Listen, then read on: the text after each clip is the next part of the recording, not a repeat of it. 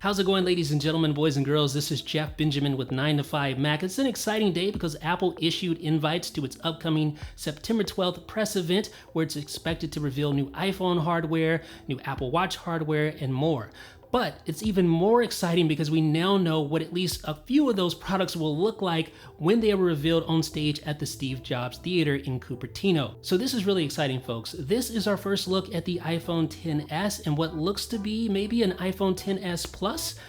So that is the new iPhone hardware, at least some of the new iPhone hardware that we will see on stage on September 12th.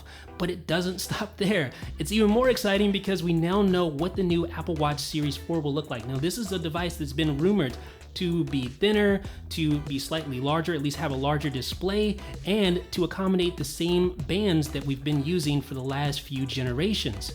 Well, now we know what that will look like as well, and it looks like all those things are true. This is the Apple Watch Series 4. It comes with a new watch face that takes advantage of that extra real estate on screen. So ladies and gentlemen, thumbs up if you like the look of this new hardware. Thumbs up if you plan on buying it.